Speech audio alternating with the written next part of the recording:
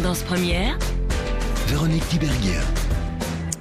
Notre dossier du jour aujourd'hui est consacré à la haine. Vous allez pouvoir évidemment intervenir dans cette émission, vous le savez, par SMS au 60 31, 75 centimes le message ou par courriel, tendancepremière@rtbf.be. Exceptionnellement aujourd'hui, pas de téléphone, mais d'autres moyens de nous joindre, vous le savez. Nous allons parler de la haine à travers cet ouvrage d'Hélène Leuillet qui vient nous rejoindre en studio, ouvrage paru aux éditions Albin Michel. Tu haïras ton prochain comme toi-même. Bonjour Hélène Leuillet. Bonjour Véronique Tiberghien. Vous êtes psychanalyste et maître de conférences en philosophie à l'Université de Paris-Sorbonne.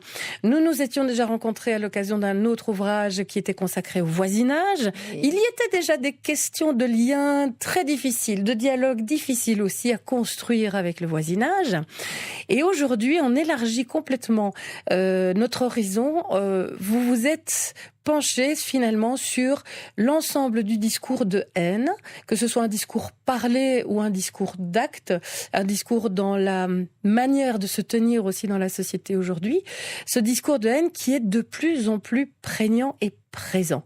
Et c'est étonnant de voir à quel point aujourd'hui, certes, on attend de certaines personnes ou de certains partis politiques ou de certaines parties de la population qu'elles soient dans ce discours-là, mais aujourd'hui, le discours, de manière insidieuse et pernicieuse, il est partout. Tout à fait.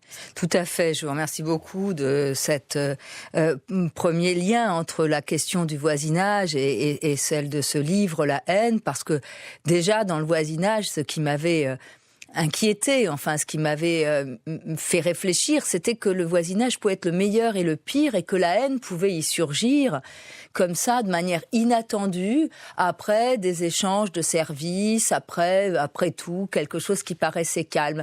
Et je me suis rendu compte qu'effectivement, comme vous le dites, c'est un phénomène assez général et qu'aujourd'hui on se plaint que dans le couple, dans la famille, au niveau du privé, au moindre désaccord, la haine fleurit. Ne parlons pas des débats intellectuels.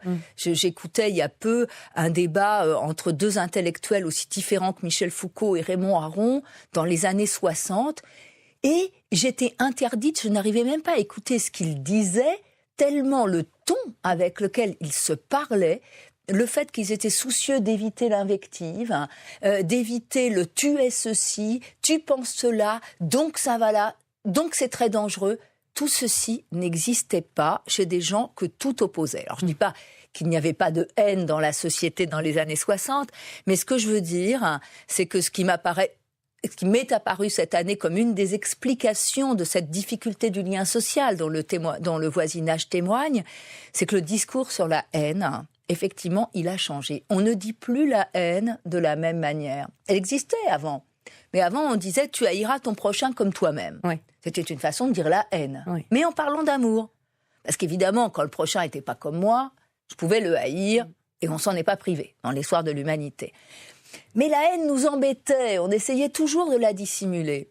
C'est-à-dire qu'on croit parfois que le fait de mettre les choses comme ça à plat, comme on dit, sur la table, c'est un progrès. Oui. Eh bien, pas toujours. Pas toujours, parce que ça veut dire qu'on ignore les conditions du refoulement, on ignore que la haine, elle est dangereuse, elle est violente, elle nous détruit, même nous-mêmes, hein, elle peut détruire les autres, hein, et ça veut dire qu'on n'a plus de code non plus pour l'enserrer et puis pour, non pas la supprimer, on ne supprime pas la haine, d'ailleurs elle est nécessaire aussi, mais pour l'articuler à désir, pour l'articuler à autre chose qu'à elle-même, hein, pour en fabriquer quelque chose. Tandis que là, aujourd'hui, on voit de la haine s'exprimer très très vite à l'état pur.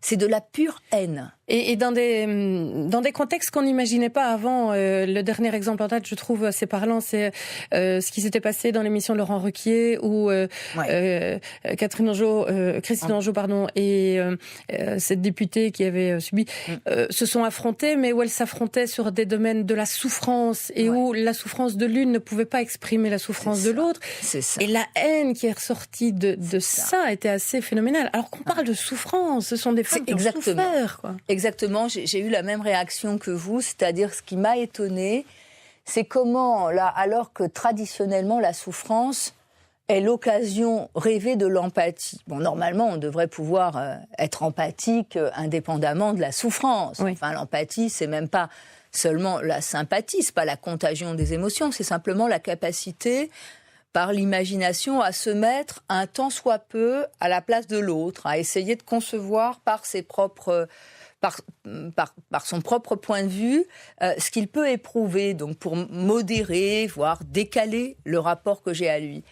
Et là, la souffrance, évidemment, ça a toujours été l'occasion rêvée de l'empathie, puisque, quand même, on sait ce qu'est la souffrance, on est ému par l'autre, donc on essaye d'en comprendre les tenants et les aboutissants. Et là, c'est vrai que je pense que c'est la raison pour laquelle ça a choqué, c'est que dans cette occasion de souffrance, c'est la haine qui l'a emporté. Il y a un deuxième exemple, si vous voulez, auquel j'ai pensé. On a beaucoup parlé de l'affaire Grégory en France, oui. Vous savez, de ce petit garçon qui a été trouvé mort il y a maintenant 30 ans. Et l'affaire avait été rouverte en juin dernier en France. Et alors, d'une part, je me suis dit, c'est vrai que si cette affaire a passionné l'opinion française, c'est qu'elle levait un tabou. C'est que la haine, malgré tout, on considérait, il y a 30 ans, que les familles devaient être épargnées. Que quand même, dans la famille, même si on jalouse, c'est normal, ses frères et sœurs, ses cousins, etc., la jalousie, elle a toujours fait partie des rapports de famille, on s'arrête à un moment donné. Oui. Et que là, on a une famille dévastée par la haine au point que quand on est jaloux à l'égard d'un cousin, parce qu'il a réussi, il n'est pas devenu patron du CAC 40, mais enfin il est devenu contremaître, et on est capable de tuer son enfant de 4 ans. Et là, je pense que ça a fasciné l'opinion pour ça. Parce que là, on avait affaire à de la haine pure, accompagnée de passage à l'acte, contre quelqu'un pour une jalousie ordinaire, quoi. Là, qui allait au-delà de l'ordinaire. Et puis, on a bien vu les effets de la haine, puisque le juge d'instruction qui avait instruit l'affaire s'est suicidé, là, 30 ans après. Donc, ça signifie que la haine, il l'avait intériorisée contre lui-même. Hein, parce que la haine de soi et la haine de l'autre, ça marche ensemble. Donc là, voilà, on ne s'y attend pas. Donc, il n'y a pas à ce que ces sphères soient touchées, donc il n'y a pas tellement d'étonnement à ce qu'en politique, la violence prenne une forme différente, celle du populisme et du djihadisme. Sauf qu'en politique, on l'attend effectivement auprès de partis d'extrême droite et dans des discours d'extrême droite ou des discours très populistes, mais on la retrouve aussi à gauche aujourd'hui, de manière plus vicieuse et pernicieuse. Et par exemple, quand Mélenchon dit c'est plus de blabla mais du combat, c'est ça. On est dans une forme de on va favoriser la haine. Or, ce que vous dites dans cet ouvrage et que vous rappelez constamment, et on va y revenir dans un instant, mais une chose que vous rappelez constamment, c'est le dialogue qui construit la culture et qui construit la civilisation. C'est le seul rempart utile et efficace contre les discours de haine et contre les faits de haine aussi aujourd'hui. Absolument. C'est un symptôme assez grave qu'on puisse taxer la parole politique d'être un blabla. Alors, bon, attention, il y a une crise du politique, on ne peut pas non plus être dans le déni. Il est vrai que les politiques ont aussi leur responsabilité de ne pas toujours parler vrai et ils ne se rendent pas compte parfois d'ailleurs que en voulant être exagérément volontariste, en disant par exemple je vais gagner, je vais réussir cela, ils perdent du crédit en vérité parce que on sait très bien qu'on ne connaît pas l'avenir, les politiques pas plus que les autres, et qu'on aurait beaucoup plus confiance en quelqu'un qui dirait écoutez là je ne sais pas, on ne sait plus dire aujourd'hui, je ne sais pas. Mais en tout état de cause, le leader populiste c'est celui qui dit voilà, plus de blabla, des actes. Hein. C'est ça que dit Mélenchon. Alors, de mon point de vue, le populisme de gauche n'est pas complètement un populiste, car pour l'instant, on ne sait pas ce qui va devenir, il lui manque quand même l'élément raciste, l'élément nationaliste. Mais il est quand même sur la mauvaise pente. et le fait même de se revendiquer d'un populisme de gauche, c'est extrêmement dangereux. Parce que c'est jouer sur la rhétorique populiste, qui est une rhétorique de la haine. Parce que la rhétorique de la haine, elle commence avec la généralisation. Hein. On trouve une cause, on sait qui est la cause du mal. Et effectivement, les propos de Mélenchon sur l'oligarchie sont typiques de cela. Et quand on a cette cause-là, effectivement, on ne va pas discuter. Alors qu'on peut très bien, moi je fais partie des gens qui trouvent qu'il y a beaucoup d'inégalités dans nos sociétés, que dans le monde les inégalités progressent et qu'on doit s'attaquer à ce problème. Mais c'est une chose de dire cela et de dire c'est par la parole seulement qu'on peut s'interroger sur la répartition des richesses dans le monde. C'est pas en disant assez de blabla des actes.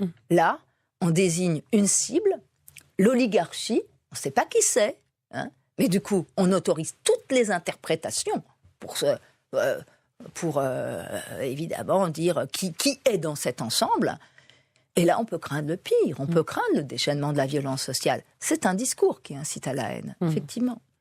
Des discours là où on ne les attend pas, et pourtant vous nous rappelez aussi que si la haine est omniprésente, ou en tout cas beaucoup plus présente aujourd'hui, eh bien, de toute façon, la combattre...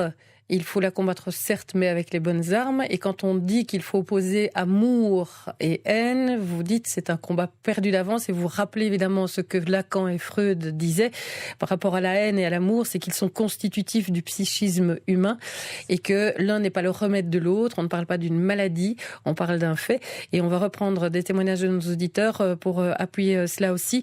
Par exemple, cette personne qui nous dit la haine, c'est l'absence d'amour. Aimer, c'est vouloir connaître l'autre et donc le rencontrer longuement, comme le fait d'ailleurs votre reporter Jonathan Bradford dans les Andes. C'est aller vers d'autres cultures et apprendre des langues, nous dit Léa. On va y revenir juste après Daft Punk. Tendance première. Tu haïras ton prochain comme toi-même, Hélène Leuillet aux éditions Albin Michel. On parle évidemment avec son auteur ici de la haine omniprésente dans notre quotidien, même là où on ne l'attend pas forcément, tout en rappelant ce que Freud et Lacan disaient déjà, c'est que la haine est en nous, c'est un constitutif du psychisme humain, vous l'avez même rappelé, elle est nécessaire. Alors, vous nuancez évidemment l'aspect de nécessité de la haine, c'est dans la construction de ce que nous sommes, tout comme l'amour d'ailleurs, mais opposer l'amour ou présenter l'amour comme un antidote sans faille à la haine, vous dites c'est une erreur, et malgré ce qu'un auditeur nous rappelait par rapport à Gandhi, même Gandhi n'avait pas le même discours par rapport à l'amour, il n'opposait pas l'amour et la haine dans ses discours. Non, tout à fait. Et c'est peut-être ce qu'on a trop tendance à faire aujourd'hui de manière peut-être trop simplifiée. Alors, c'est plus complexe, évidemment, on va essayer d'être très clair là-dessus, mais l'amour, oui, mais pas que. Ça doit être de l'amour avec du dialogue, ça doit être de l'amour avec de la construction. C'est là qu'on pourra trouver éventuellement l'étincelle, en tout cas le rempart. Absolument. Si l'amour l'emporte, c'est formidable, parce que l'amour, c'est ce qui nous fait penser, c'est ce qui nous fait réfléchir. Et effectivement, j'aime bien ce que dit votre auditrice. C'est vrai que quand on aime la diversité, on a un rapport à l'altérité qui fait que on est ouvert et on se sent d'ailleurs beaucoup mieux. Je veux dire, on a en soi la force. L'amour, sur le plan analytique, c'est la force de vie. C'est l'élan de vie. Donc, effectivement, on sent ça quand c'est l'amour qui l'emporte en soi. Mais sauf que il n'est pas toujours facile de distinguer l'amour et la haine. Et puis, quelqu'un qui connaîtrait pas la haine pourrait confondre aussi l'amour et la soumission, par exemple, à tout ce que veut l'autre. Gandhi, c'est compliqué, Gandhi, parce que ça peut avoir encouragé aussi une forme de haine de soi. Parce que le ressort psychique, il n'est pas toujours évident, parce que Gandhi allait très très loin aussi parfois dans la non-violence à l'égard de l'autre, mais qui passait par la violence à l'égard de soi pour imputer à l'autre aussi la faute. Donc la haine de soi et l'amour, on n'arrive pas toujours bien à les distinguer. Il faut faire attention à ça pour soi-même. Tant que c'est tissé, c'est pas toujours facile à distinguer. Et puis voilà, ce qui vaut sur le plan individuel vaut pas toujours sur le plan collectif, parce que il faut bien voir que l'amour est plus facile à symboliser que la haine, parce que précisément il est rapport à l'altérité aussi, donc, y compris d'ailleurs quand on s'aime soi-même, à l'altérité en soi. S'aimer soi-même, c'est aussi s'aimer comme un autre, respecter ce qu'il y a en soi, qu'on ne comprend pas, y compris ses bêtises, ses actes manqués, etc. Voilà, c'est bien aimer, s'aimer comme un autre, ça. Et donc, l'amour se laisse plus facilement codifier et aussi refouler. Parce que bizarrement, en fait, et ça c'est pas nouveau, on a peut-être plus peur de l'amour que de la haine. Et donc la haine, elle ne fait pas parler, au contraire, elle porte à la destruction du langage et elle ne se laisse pas facilement codifier. Hein, on voit bien comment, après des guerres ravageuses, il nous faut quand même un certain temps collectivement pour retomber sur nos pieds. C'est-à-dire pour se dire, mais que s'est-il passé ? Quelle folie s'est emparée de ce peuple, de ce groupe, pour créer autant de malheur à l'humanité dans son ensemble, ce qu'on appelle crime contre l'humanité. Hein, et il y en a. Je veux dire, donc, qu'est-ce que l'humanité s'inflige à elle-même ? Il nous faut un certain temps pour arriver à le symboliser, ça. Donc l'amour, lui, se laisse plus facilement symboliser, à tel point qu'on voit bien les codes amoureux peuvent changer, ils s'en inventent tout le temps. On voit que les jeunes de 18 ans n'ont pas du tout les mêmes codes que les codes de leurs parents. Mais pour la haine, c'est pas pareil. La haine, c'est pas qu'elle est décodifiée seulement, c'est que de toute façon, elle transgresse les codes. La haine, c'est la transgression des codes, c'est la transgression du refoulement. Alors évidemment, on peut en appeler un nouveau refoulement de la haine, comme je donnais cet exemple, tu aimeras ton prochain comme toi-même. Un certain refoulement de la haine. La haine est là, mais elle est refoulée. Sauf que le refoulement ne se décrète pas comme ça, on va pas promulguer une loi en disant maintenant, amour et pas haine. Ça peut pas marcher comme ça. Je crois que le moment où on en est de la culture, c'est un moment où on cherche à articuler d'une manière différente l'amour et la haine sans passer par le refoulement traditionnel. Parce que les conditions du refoulement dans l'histoire de l'humanité, elles ont souvent changé. Hein, avec Freud, avec la psychanalyse, on met au jour du refoulement, c'est-à-dire que on comprend qu'il y a eu intériorisation de la loi. Ça n'a pas été toujours le cas dans l'humanité. Il y a eu des moments de l'humanité où on vivait avec la loi extérieure. Le théologico-politique, c'est bien ça. La loi, elle est extérieure, on y obéit. La période dont parle Freud, la période moderne, c'est une période où on a intériorisé les interdits. On dit le surmoi, c'est l'intériorisation des interdits. On ne va pas tout le temps vous menacer, on dit c'est à vous, c'est comme ça qu'on élève les enfants. Au bout d'un moment, c'est à toi de savoir ce que tu dois faire ou pas. Et alors aujourd'hui, je pense qu'on est à un moment où le refoulement a changé de forme. Et que dans ce moment de transformation du refoulement, qui peut nous réserver de belles surprises. Moi, je veux croire que les jeunes, actuellement, sont en train d'inventer un nouveau tissage de l'amour et de la haine, qui sont de nouvelles manières de refouler la haine, mais qui ne sont pas du tout celles que l'on connaît. Moi, je suis très frappée, par exemple, si vous prenez la chanson. Moi, j'aime beaucoup les chansons. Vous savez, j'aime beaucoup les chansons à texte, les jeunes auteurs-compositeurs. Je suis frappée de voir comment, par exemple, il parle de la peine sentimentale, du chagrin d'amour, d'une manière tout à fait étonnante, c'est-à-dire en exprimant la haine qu'il peut y avoir dans une relation qui se défait. Et alors, évidemment, on dit, ça prouve que la haine se dit beaucoup plus facilement. Je pense à la chanson de Kali, tes yeux qui jettent des mitraillettes, qui me disent « je ne te supporte plus », etc. Ou la chanson de Mika sur sa mère, quand elle me dit qu'elle ne sera plus là, qu'elle me dit un truc que j'aime. On va dire « oh là là, ça c'est quand même de la haine, pas refoulée ». Et en même temps, c'est un tissage. C'est dans la chanson, l'amour y est évoqué, quand même. Alors, voilà, qu'est-ce que ces jeunes sont en train d'inventer ? On ne sait pas. J'espère qu'ils nous réservent de belles surprises. Mais en attendant, il est sûr que pour certains, c'est le signal que la haine, elle peut marcher toute seule.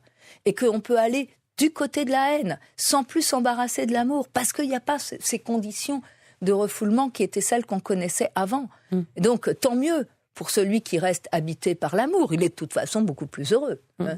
Mais parce qu'il faut voir aussi de quoi se paye la haine de l'autre. Elle se paye aussi toujours d'une haine intérieure, d'une haine endémique. Donc tant mieux pour ceux pour qui l'amour l'emporte. Mais malgré tout, que faire et que penser avec ceux pour qui la haine l'emporte ? Ils sont quand même en quantité pas négligeable, hélas. On a un auditeur qui a réagi en nous parlant d'immobilisme de l'Europe dans une politique innovante et dynamique sur 20 ans qui a fait que la jeunesse a été abandonnée au niveau social depuis 1990. Cela crée beaucoup d'exclus. Est-ce que cette jeunesse dont vous parlez, c'est une jeunesse où on a justement pris conscience éventuellement de cet abandon et de cette exclusion et où on s'est dit, notre jeunesse à nous, on va pas la laisser trop non plus. En tout cas, on va la préparer à dépasser ces sentiments d'exclusion. Oui, alors là, je suis tout à fait d'accord avec votre auditeur. Si j'entends bien ce qu'il veut dire, c'est-à-dire que moi, je suis partie de là aussi, c'est-à-dire que cette jeunesse, on en est responsable aussi. Ce sont nos enfants. Au sens collectif du terme. Qu'a-t-on fait de nos enfants pour qu'une partie significative d'entre eux soit ainsi pris dans la haine? Alors, bien entendu, l'abandon peut être une cause, c'est vrai. L'abandon social, puisque c'est ça que ça porte, puisque la haine, c'est aussi très fréquemment un amour déçu, c'est un sentiment d'abandon, parce qu'il faut voir que celui qui se sent abandonné se dit « mais je ne suis donc pas aimable ». Si sa rage, bon, quand même, ça, psychiquement, sa rage, on le sait, c'est « puisque tu ne m'aimes pas, ça veut dire que je ne suis pas aimable ». Donc ça oblige à se haïr soi-même, et puis cette haine de soi, elle est évidemment ensuite transportée sur l'autre. De toute façon, j'ai plus rien à perdre, et je peux même aller jusqu'à le tuer. Bon, cet abandon, c'est aussi peut-être un abandon plus général, plus collectif. On le sait bien aujourd'hui, le sacrifice des générations est inversé. Jadis, au XVIIIe siècle, on disait la génération antérieure est sacrifiée par rapport à la génération ultérieure, puisqu'elle a de moins belles conditions d'existence, tandis qu'on donne tout pour la génération future. Alors, c'est sûr que nos parents n'ont pas eu les iPhones, etc. Donc, ça peut toujours marcher sur le plan technique, mais en même temps, là, aujourd'hui, ce qui crève les yeux aussi, c'est qu'on laisse aux générations ultérieures une dette dont il n'est pas sûr qu'ils puissent la rembourser. En tout cas, c'est pas nous qui allons la rembourser, la génération antérieure. On laisse une planète dans un état qui est quand même pas terrible, même pour les conditions élémentaires de la vie. Et donc, voilà, là, il y a aussi un abandon. Donc, il est sûr que la haine n'est pas sans cause. Mais d'abord, c'est pas une cause unique, unilatérale, comme on dit. Je deviens populiste parce qu'il y a des attentats, ou je m'engage dans le djihadisme parce qu'il y a trop de racisme dans les sociétés. Non, c'est des causes beaucoup plus larges qui nous obligent à prendre en compte aussi toute notre responsabilité collective. On va se retrouver, Hélène Neuillet, avec ce livre aux éditions Albin Michel, Tu haïras ton prochain, comme toi-même, juste après la publicité. Et on reprendra aussi quelques messages de nos auditeurs. Tendance première, Véronique Tiberghien. Et Joël qui a réagi en nous envoyant un courriel à tendancepremière@rtbf.be. Personnellement, je ressens la haine à tous les coins de rue, partout. Le milieu professionnel est particulièrement touché. La jalousie est omniprésente. Chacun envie l'autre sans se l'avouer. On critique son collègue, l'argent que gagne le mari ou l'épouse d'un collègue sans savoir ou autre chose. Il y a toujours des éléments à critiquer. J'ai 4 enfants, 3 biologiques et une fille adoptée en Chine à l'âge de 1 an.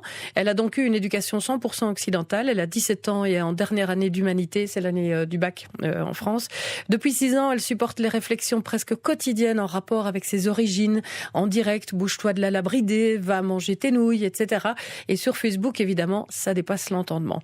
Comment faire comprendre à la société que nous sommes tous différents et que c'est cela qui devrait nous enrichir la plupart du temps? Pourquoi ne pas constater les petits défauts des autres avec humour et bienveillance en ayant conscience de nos propres faiblesses, se demande Joël. Joël, finalement, se demande surtout comment et pas pourquoi. Est-ce qu'aujourd'hui, dans la société, on peut se passer de la question du pourquoi pour essayer de voir comment? On peut justement, faut essayer de penser les deux questions, parce qu'effectivement, ce constat, il est terrible et il est vrai. On voit bien que tout ce qui était tu jadis, toute cette pulsionalité, elle s'exprime. Ça, je suis tout à fait d'accord dans tous les milieux professionnels, y compris des milieux très évolués. Je peux parler, c'est pas un secret, tout le monde le sait, l'université, même les associations de psychanalystes. La haine se dit, la haine, c'est vouloir tuer l'autre. C'est-à-dire, comme on le disait tout à l'heure, c'est au-delà de la jalousie. C'est ce qu'on appelle l'envie. L'envie, c'est quoi? C'est je supporte pas que l'autre soit heureux. Vous voyez, cette petite fille, elle a l'air d'aller très bien, etc. Mais quoi, ça va pas, non ? Pas être heureuse comme ça. Donc on va te casser un peu. Et cette expression, on va te casser, c'est vraiment une expression qui est passée dans le langage courant, oui. qu'on entend sans cesse. Et voilà voilà ce qui s'est passé. Ça, c'est vraiment un fait de discours. C'est dans le discours que s'est trouvée cette chose-là. Alors on peut dire pourquoi, on peut arguer le néolibéralisme, l'esprit de la performance, on peut dire aussi c'est la suite du totalitarisme, aussi qui a beaucoup réifié les êtres, finalement. Mais je crois que aussi il y a ces conditions anthropologiques, c'est-à-dire que la pulsion, c'est cette pulsion immédiate, il me passe un truc par la tête, je l'écris sur le réseau social, peu importe ce que ça fait, eh bien ça, c'est quelque chose qui nous oblige à essayer de penser ce que j'appelais des nouvelles conditions du refoulement. Pas forcément donc par l'amour, mais comme on disait, par les droits de la parole. Alors les droits de la parole, ça peut être le dialogue, ça peut être le débat, ça peut être la conversation, comme on fait en ce moment, mais il y a des tas de ressources. Je veux dire, de la parole, il y a la poésie, il y a les chansons, bref, tout ce qui nous sort de l'immédiateté. Il y a la danse même, les jeunes dansent. La culture, de manière générale. La culture. Et d'ailleurs, au fond, vous évoquiez Freud et Lacan tout à l'heure, Freud disait, mais comment définir la culture ? Par sa tâche. La tâche de la culture, il y en a une, c'est de tisser ensemble l'amour et la haine. De faire ensemble que la haine s'évade pas tout de suite. Parce que quand on refoule plus les pulsions, comme ça, quand on est dans l'immédiat, je veux te casser, je te casse. Après, on dit, pourquoi ? Je sais pas, j'avais envie. On vous dit ça, les ados, ou au travail. Celle-là ou celui-là, il me revient pas. Je lui ferai mordre la poussière. J'ai entendu, vraiment. Je lui ferai mordre la poussière. Ou faudrait le fusiller en place publique. Des expressions qui passent dans le langage courant, qui sont d'une violence inouïe, et qui ne sont pas sans effet. Donc là, le langage au sens large, oui, c'est ça qui peut nous aider. C'est ça, cette tâche de la culture, faire en sorte que la haine, elle soit contenue avant d'être refoulée par l'amour, et qu'on trouve de nouveaux moyens de la contenir en la tissant avec évidemment ce qui en nous est de la haine, parce que c'est ça le piège de la haine, ça nous emporte. Enfin, je veux dire, cet enfant à qui on dit mange tes nouilles parce que son visage rappelle l'Asie, c'est évident qu'elle doit pas trop aimer les personnes qui lui disent ça. Donc la haine, elle nous embarque là-dedans. C'est-à-dire, comment voulez-vous ne pas haïr celui qui vous insulte de manière raciste, Ça rejoint En revanche, on peut la contenir. Ça rejoint le message d'un autre auditeur. La haine est incitée par tant d'acteurs de notre société, nous dit cette personne. Les footballeurs et leurs supporters, les syndicalistes et leurs militants, les politiciens et leurs fans, et tant d'autres encore. Comment pouvons-nous élever nos enfants loin de cette réalité où le débat a été remplacé par la haine de l'autre ? Qu'est-ce qu'aujourd'hui, concrètement, je peux dire à un enfant sur la haine qu'il découvre dans la société ? Voilà, c'est ça. Alors, je vais simplement dans votre sens pour dire, il y a aussi un autre symptôme du langage contemporain qui est le sens péjoratif. Je ne sais pas si vous dites ça aussi en Belgique et en France, c'est bisounours. Oui. C'est-à-dire que dès que vous n'êtes plus un monde de un peu critique, un peu dans l'insulte, un peu méchant, vous êtes bisounours. Vous croyez à la démocratie, vous ? Attendez, faut pas être bisounours quand même. Ouais. Ça, c'est quelque chose qu'on entend qui est bien le symptôme de la haine. Alors, je pense qu'effectivement, vous savez, on peut pas donner des recettes pour élever les enfants. Freud disait de toute façon, là, c'est le rôle de parent, c'est celui qu'on exerce le plus mal. De toute façon, on peut toujours faire de son mieux. Bon, c'est bien d'essayer de faire de son mieux, mais bon, de toute façon, on est presque toujours là à côté. Mais néanmoins, je veux dire, c'est pas seulement. Il y en a qui choisissent la voie religieuse, d'enseigner plus d'amour que de haine. Mais il y a la manière d'être, surtout. Je crois que les enfants sont très sensibles à nos identifications. Ils sentent bien ce qui nous fait vivants. C'est-à-dire que, en fait, la meilleure moyen d'aimer les autres, c'est d'abord de s'aimer soi-même. Et c'est pas facile, parce que c'est s'aimer comme un autre. C'est pas facile. C'est d'autant moins facile dans une époque narcissique où on confond s'aimer soi-même et aimer son image. C'est pas aimer son image, parce que l'image, elle est toujours défaillante, elle est toujours imparfaite, et puis ça n'a rien à voir avec l'altérité qu'on porte en soi. Et là, un enfant voit bien ce qui fait qu'on est vivant. Hein, il y a plutôt être élevé dans quelque chose de vivant ou être élevé dans quelque chose de mortifère. Parce que la haine, c'est ça. C'est quand même ce qui nous porte vers la mort, hein, ce qui ferme. Donc, quand on ferme sa maison, quand on ferme ses volets, au sens propre et métaphorique, tout le temps, qu'on vit entre soi, qu'on cherche l'entre-soi, c'est sûr qu'on transmet un message de haine. Ça, c'est sûr. Donc, tout ce qui est mortifère produit un message de haine. Et malheureusement, on n'est pas encore sorti de l'auberge, même s'il existe quand même des signaux dans la société, et heureusement, qui vont à l'inverse de ce discours de haine et qui essaient justement et de le comprendre et de le combattre. En attendant, j'invite vraiment nos auditeurs à poursuivre la réflexion parce que votre livre est très complet sur cette explication et sur cette prise de conscience de la présence de la haine et de la manière dont on devrait réagir. Hélène Leuillet, Tu haïras ton prochain comme toi-même, c'est paru aux éditions Albin Michel. Merci beaucoup d'être passé par nos studios. Merci à vous de m'avoir invité. À bientôt pour un autre, évidemment. Je l'espère.